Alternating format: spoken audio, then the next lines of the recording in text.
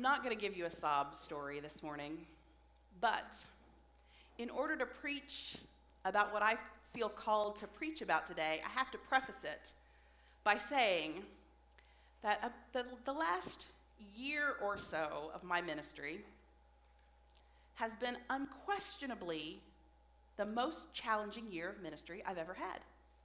In the last 14 years, this one has been the most challenging.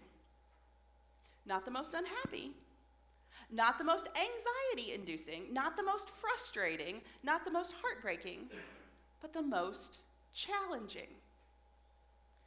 We've had a lot of stuff going on. And so I have had some vacation time over the summer, and I'm feeling quite rested and rejuvenated. But this week, when I read the lectionary passages, the scriptures that for this week, one of them was, we haven't heard it yet, but one of them was from Ecclesiastes chapters 1 and 2. And it felt familiar. I recognized this guy. So listen for the words from selected verses from those two chapters, chapters 1 and 2 of Ecclesiastes, and see if you recognize, maybe not in this season of your life, but in some season of your life, see if you recognize this sentiment. Vanity of vanities, says the preacher. Vanity of vanities. All is vanity. All streams run to the sea, but the sea is not full. To the place where streams flow, where they continue to flow.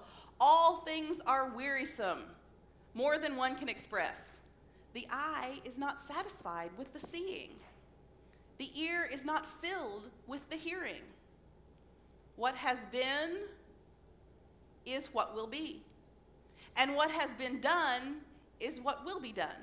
There is nothing new under the sun. Is there a thing of which it is said, see, this is new? It has already been in the ages before us. The people of long ago are not remembered, nor will there be any remembrance of people yet to come by those who come after them. I, the preacher, I'm not saying that, it's actually in the text. I, the preacher, when king over Israel in Jerusalem, I applied my mind to seek and search out by wisdom all that is done under heaven.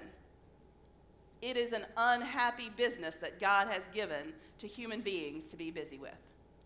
I saw all the deeds that were done under the sun, and see, all is vanity and chasing after a wind. This preacher that is writing this passage goes on to list all of the ways that he tries to make himself feel better. Laughter, pleasure, lots of wine, doing great works, building houses and planting vineyards and gardens, having servants and possessions and treasures and lands and singers and the delights of the flesh. He goes on to explain, whatever my eyes desired, I did not keep from them. I kept my heart from no pleasure. For my heart found pleasure in all my toil, and this was the reward of all my toil. Then I considered all that my hands had done and the toil I had spent doing it, and again, all was vanity and a chasing after the wind. And there was nothing to be gained under the sun. So I hated life, because what is done under the sun was grievous to me, for all is vanity and a chasing after wind.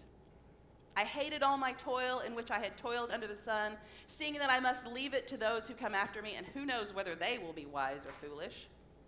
Yet they will be master for all for which I toiled and used my wisdom under the sun. This also is vanity.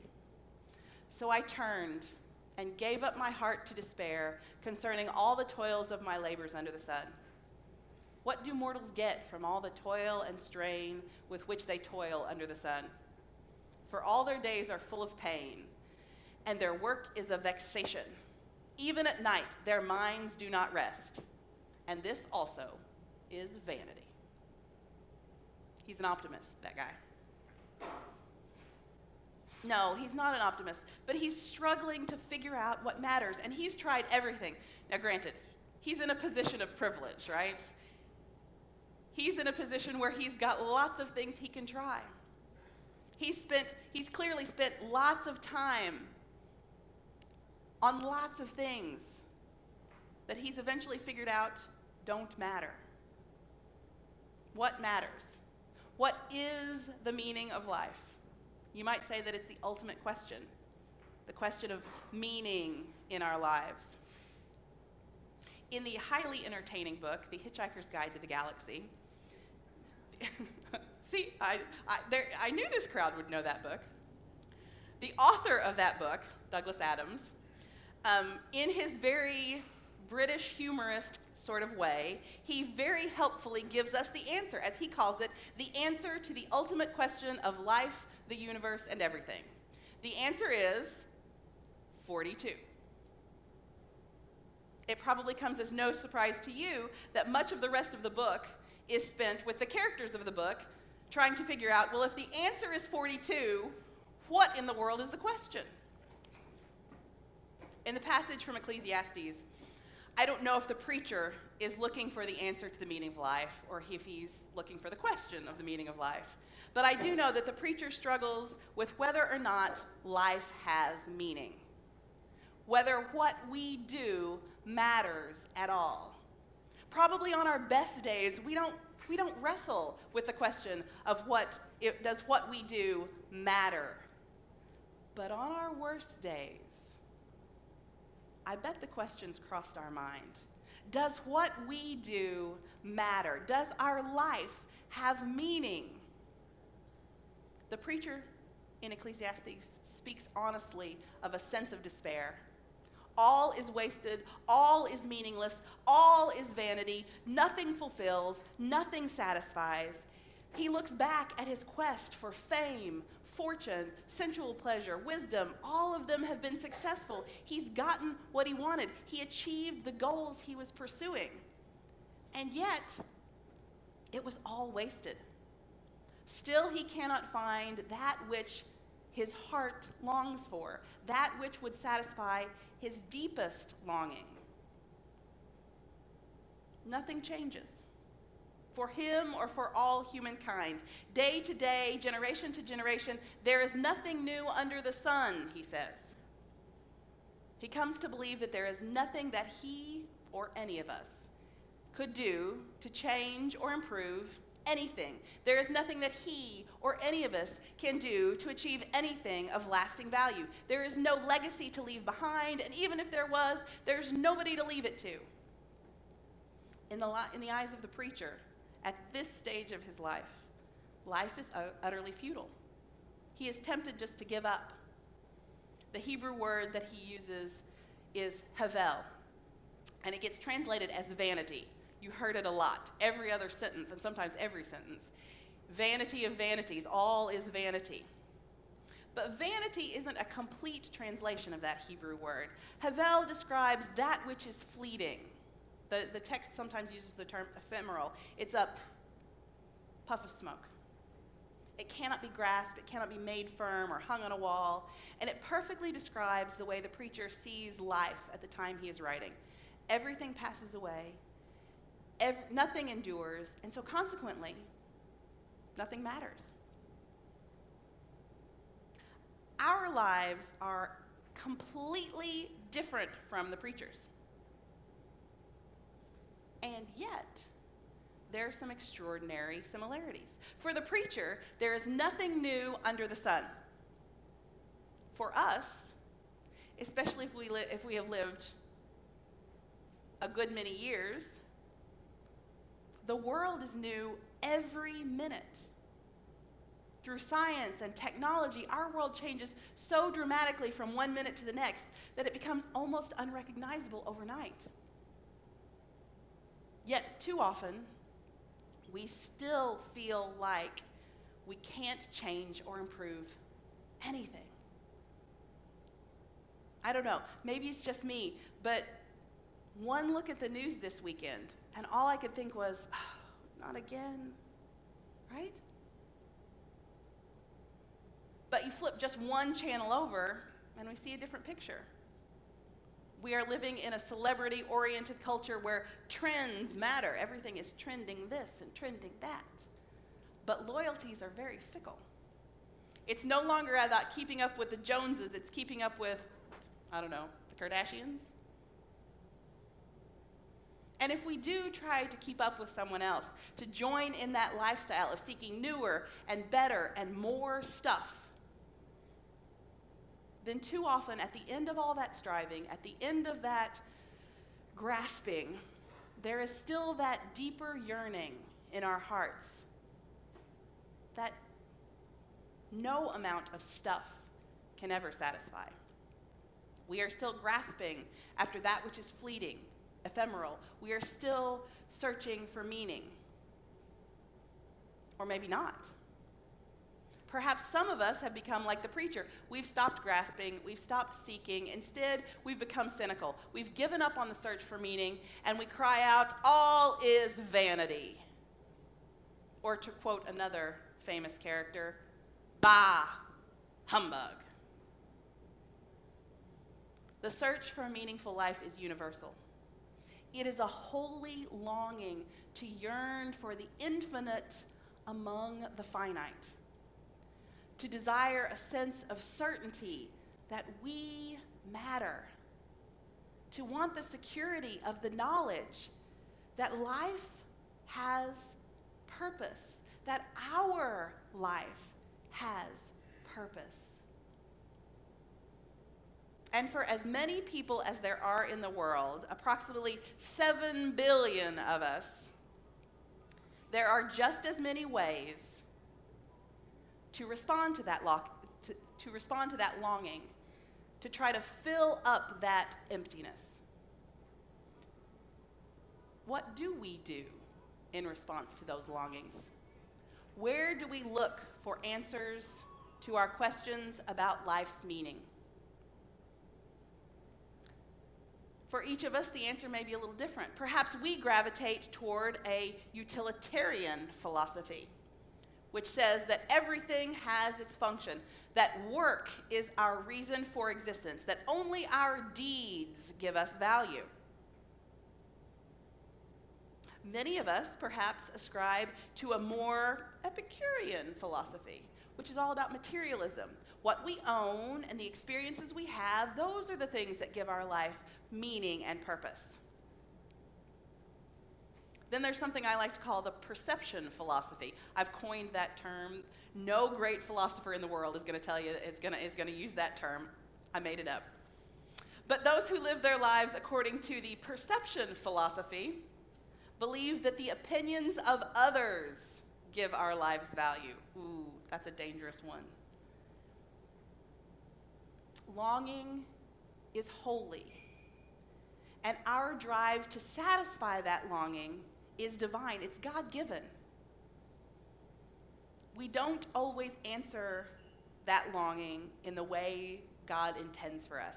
We don't always try to fill up that emptiness in the ways that God intends for us.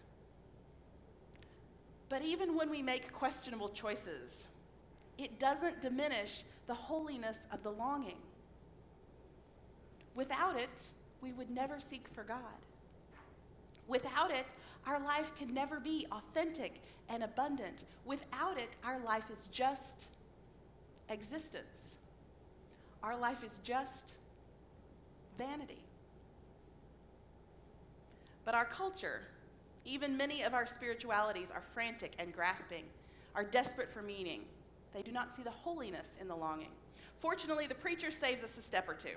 It's a bit like flipping to the last chapter of the book. He offers his experience as a lesson to us. Fame, fortune, pleasure, wisdom, work, importance, power, it is all fleeting. It does not satisfy that deeper longing. Instead of a desperate, grasping, frantic chasing, the preacher invites us to give it all up, to stop, to sit still,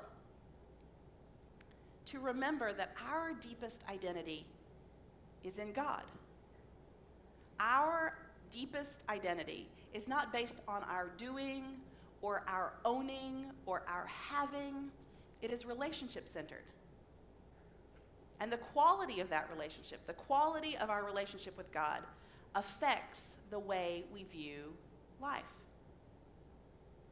There is a connection between the intimacy with God that we have and the way that we fall in love with life. Not this cynical place where the preacher is, but a falling in love with life in all of its abundance.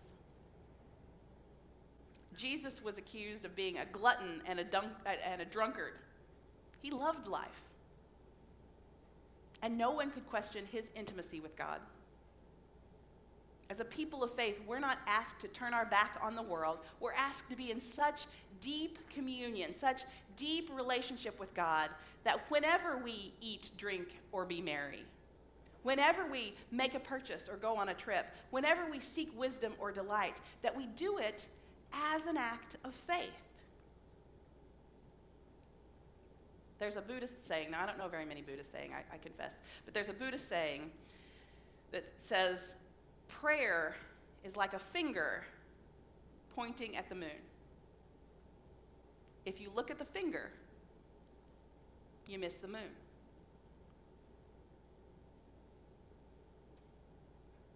Now, this resonates with me because I have dogs. Anybody got dogs? Yes, you've got dogs. When you drop food on the floor, you never have to clean it up if you have dogs. It's the great benefit of having dogs, especially my dogs, who just sit and look at you while you're at the table. But just on the off chance that they don't see you drop it, have you ever tried to show a dog where the food is? You point to it, and what does he do, or she do? Licks your finger. They don't look where you're pointing. They look at the finger, and they miss the moon for the food. We look at the finger, and we miss the moon. We look at all of this wonderful creation and all of the opportunities that we have, and instead of using that as a window to see the glory of God in all things, we just get focused on the stuff. We look at the finger and we miss the moon. That's what Jesus is talking about. After he teaches the parable, he says, "So it is with those who store up treasures for themselves but are not rich toward God." He's not saying that instead of going out and building barns or enjoying life, we should give all of our money to God and we should join a convent. I mean, if that's your thing, more power to you. What he's saying, though, is that if our focus, the focus of our eyes and the focus of our heart and the focus of our spirit, if our focus is on earth and all of its pleasures, that if we're so busy using the resources that we have and the resources of the earth to serve our own best interest, we run the risk of missing the point that everything and every moment is holy. But if we look at the finger, we miss the moon. When we see God's presence in all things, our life is reoriented.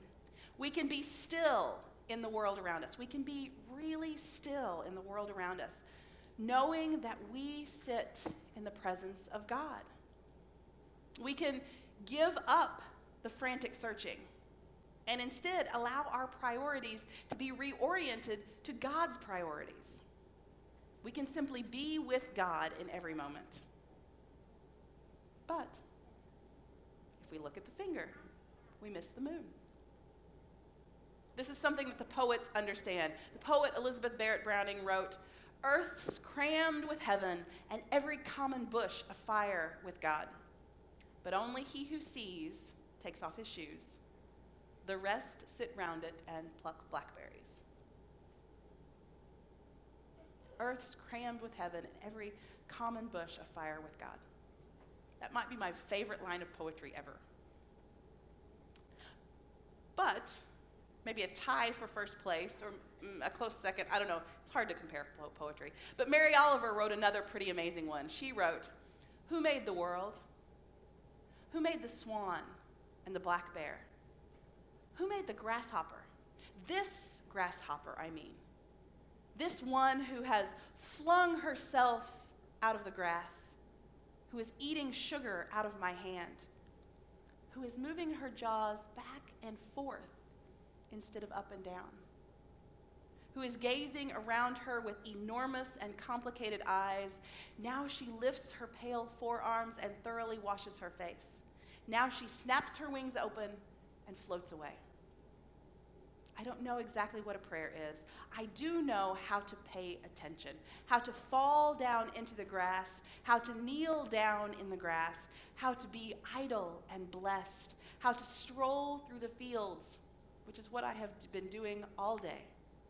Tell me, what else should I have done? Doesn't everything die at last and too soon? Tell me, what is it you plan to do with your one wild and precious life? The poets remind us, don't miss the moon. The preacher from Ecclesiastes and that preacher, the one that taught us the parable today, they remind us, don't miss the moon. Pay attention to your life. Pay attention to those around you. See the whole world and every moment as holy. Fall down into the grass if you need to. Be idle and blessed, as Mary Oliver says. Allow yourself to be reoriented to God's way of seeing. Be transformed. Thanks be to God. Amen.